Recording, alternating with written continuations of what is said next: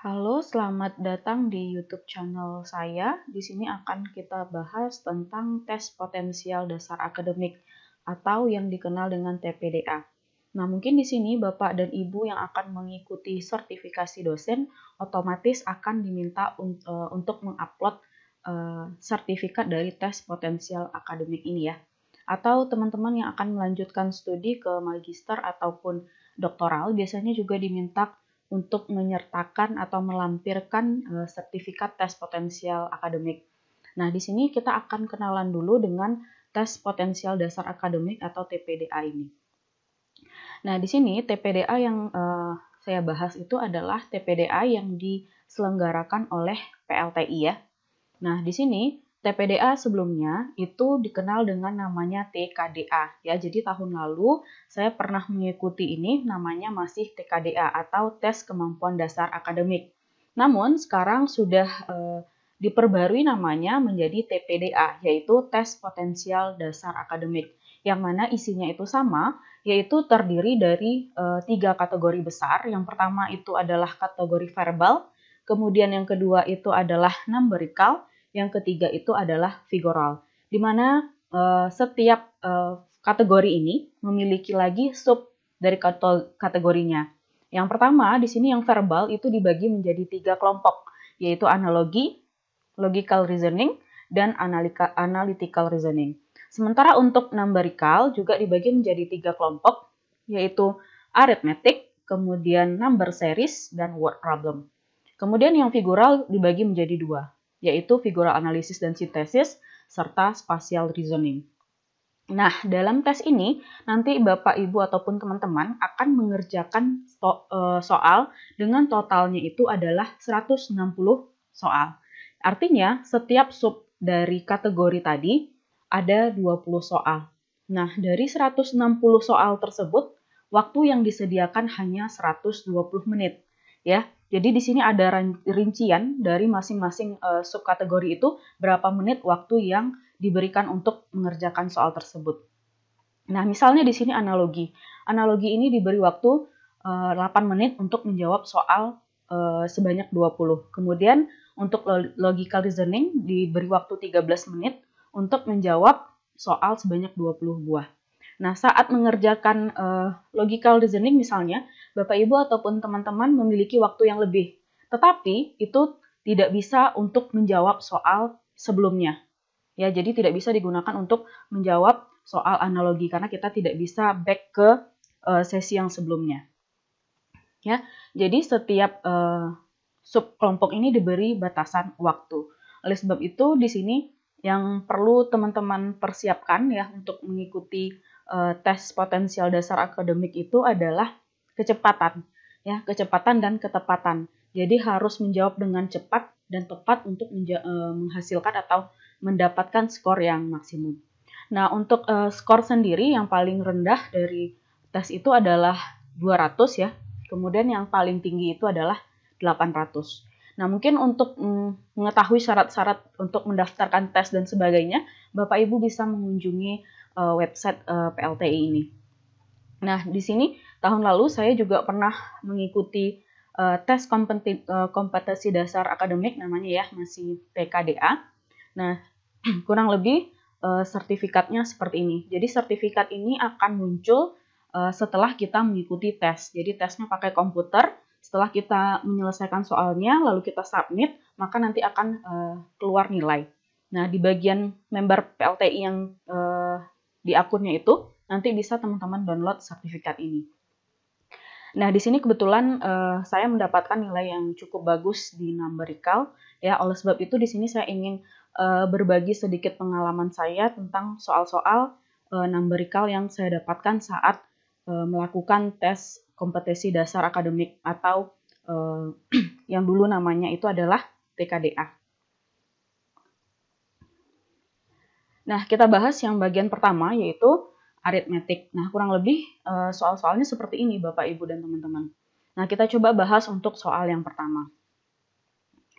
Di soal yang pertama ini, misalkan atau jika X sama dengan 1/16 dan Y itu adalah 16%, maka kita diminta untuk menentukan hubungan dari X dan Y. Nah, di sini sebenarnya ada beberapa cara yang bisa Bapak Ibu lakukan ya. Boleh menjadikan ini kepecahan atau menjadikan dia ke desimal. Nah, di sini pilihan saya menjadikan dia ke desimal, di mana X sama dengan 1/16 itu adalah 1 dibagi 16, yang mana hasilnya itu adalah 0,0625. Kemudian di mana di sini Y 16% berarti adalah 16/100, berarti itu adalah 1,6 ya. Nah, dari sini kita tahu bahwa 0,625 itu lebih kecil dari 0,16. Sehingga kesimpulan yang kita bisa dapatkan adalah X kecil dari Y. Karena 0,0625 itu kecil dari 0,16. Sehingga jawaban yang benar itu adalah B. Kemudian soal nomor 2, jika X terletak antara Y dan Z, jadi X itu berada di antara Y dan Z. Sedangkan Z itu kecil dari X gitu ya. Maka pernyataan yang benar, nah di sini kita lihat bahwa X itu kecil dari Z. Sementara ada pernyataan lain yang menyatakan bahwa Z itu lebih kecil dari X. Sehingga kita tidak bisa memilih jawaban-jawaban ini. Maka jawaban yang paling tepat adalah X dan Y tidak bisa kita tentukan karena ini saling kontras. Ya. Kemudian soal berikutnya, jika X 0,178 ditambah 6,0176 tambah 5,278925 dan Y sama dengan 12, maka kita akan menentukan hubungan antara X dengan Y. Nah, di sini kalau Bapak Ibu ataupun teman-teman menjumlahkan secara manual ini ya, Bapak Ibu jumlahkan 0,178 ditambah 6,017 dan seterusnya. Nah, itu akan memakan waktu yang cukup lama. Sementara kita harus cepat. Nah, triknya dari saya di sini kan ini nilainya 0, ini 6, dan ini adalah 5, Jadi kita tambahkan saja dulu angka 0, 0 tambah 6 tambah 5. Berarti itu adalah sekitar 11 ya. 11. Kemudian ini kita bulatkan saja jadi 2, ini berarti jadi 1, ini 2, ini 1, kemudian yang belakang ini adalah 3. Saat ini dijumlahkan adalah 6. Nah, kita tahu bahwa X itu kurang lebih adalah 11,6, sementara Y itu sama dengan 12. Dari sini kita tahu bahwa 11,6 itu kecil dari 12, sehingga jawabannya B. Ini jauh lebih cepat dibandingkan jika harus dihitung secara keseluruhan gitu ya Bapak Ibu. Nah, jadi kita dapat menentukan dengan membulatkannya saja, sehingga dapatlah hasil yang lebih cepat dan tepat.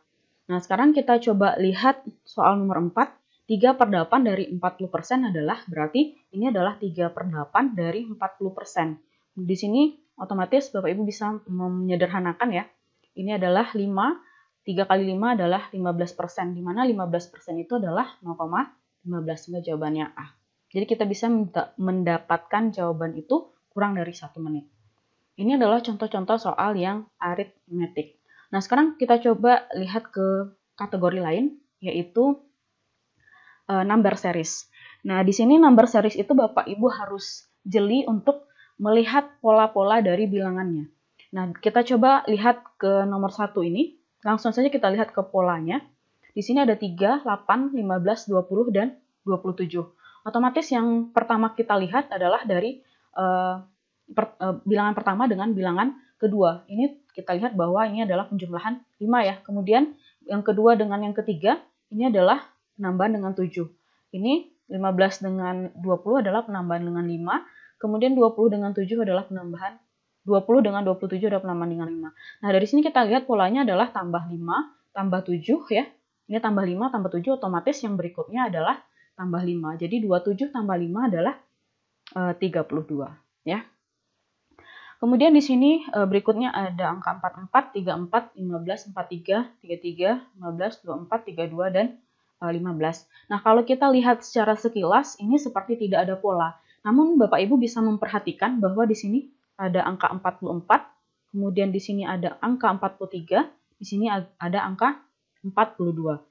Kemudian di sini ada 34, kemudian 33, kemudian 32. Kemudian di sini ada angka 15, 15, dan 15. Berarti ini angkanya tetap ya. Jadi dari sini dapat kita lihat polanya adalah 43, 44, 43, 42, berarti angka berikutnya itu adalah 41.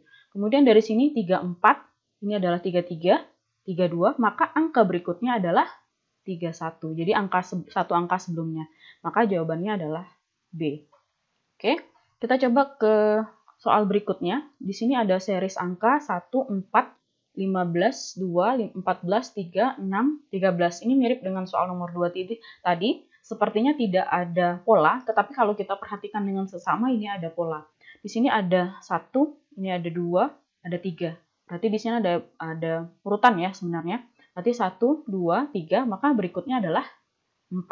Kemudian di sini dapat kita lihat 4 ya, kemudian 5, kemudian 6, otomatis yang berikutnya adalah 7. Kemudian di sini ada 15, 14, 13, otomatis berikutnya adalah 12. Jadi jawabannya adalah 4, 7, dan 12. Ini adalah contoh-contoh dari soal yang number series. Kemudian kategori ketiga yaitu adalah word problem. Nah, di word problem ini kita perlu untuk memahami soal dengan baik sehingga ini membutuhkan waktu yang lebih lama dibandingkan dengan dua tipe soal sebelumnya. Oleh sebab itu kita harus berlatih untuk berpikir secara cepat. Nah, kita coba lihat ke soal yang pertama. Jika seorang berjalan menempuh jarak 2/5 km dalam 5 menit, berapa jarak perjalanan orang tersebut dalam 1 jam? Nah, Bapak Ibu harus berpikir secara cepat bahwa 5 menit dengan 1 jam itu apa hubungannya. Nah, kita tahu bahwa 1 jam itu adalah 60 menit. Nah, di sini 60 itu adalah kelipatan 5. Artinya saat 12 dikali 5 itu adalah 60. Sehingga jarak yang kita bisa tempuh dalam 1 jam itu adalah 2/5 dikalikan dengan 12 ya. Ini berarti adalah 24/5. Di mana 24/5, 20 bagi 5, 4 ya. Ini ada koma, 40 bagi 5 adalah 8. Berarti 4,8 kilo. Ya, jadi harus kita pikirkan dengan cepat kemana yang bisa dikonversikan. Ini seperti ini dari menit ke jam. Kemudian soal berikutnya, misalkan seperti ini. Seorang siswa memperoleh nilai 91, 88, 86, dan 78 untuk 4 mata pelajaran. Berapa nilai yang harus diperoleh untuk mata pelajaran kelima agar dia mendapat rata-ratanya 85. Nah, berarti di sini kita akan mencari penjumlahan antara 91 tambah dengan 88 ya. Berarti ini 9, 17, kemudian tambah 86 ya. Ini 5, 6, 2, 265 ditambah lagi 78, ini 3, 4, 3. Berarti total dari 4 mata pelajaran itu nilainya adalah 343 gitu ya. Nah, sementara dia mau mencari nilai kelima supaya rata-ratanya 85. Otomatis kita bisa mencari 85 kali 5 ya. 5, 2, 8 kali 5, 40, 42. Nah, kita mau jumlahnya itu adalah 425. Sementara yang sudah ada baru 343. Sehingga nilai satu mata pelajaran lagi harusnya berapa? Berarti 425 dikurang 343. Jadi ini 2, 12 kurang 4, 8 ya. Berarti harusnya mata pelajaran yang kelima itu nilainya adalah 82. Kemudian di sini di soal terakhir di video ini, jika tabung P tingginya 2 kali tabung Q. Nah, tinggi tabung misalnya kita lambangkan saja dengan T. TP itu sama dengan 2 kali dari TQ ya. Kemudian di sini dan jari-jarinya setengah dari tabung Q. Jari-jari itu R, RP itu adalah setengah dari RQ.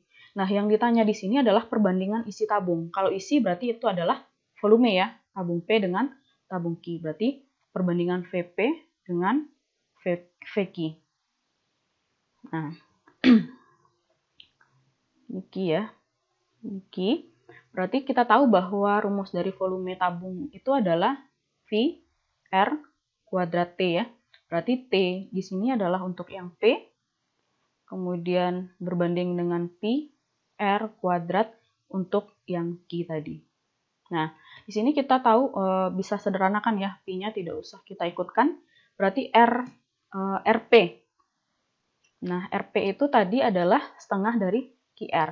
Berarti di sini adalah setengah RQ, bukan QR ya, sorry, jari-jari dari Q.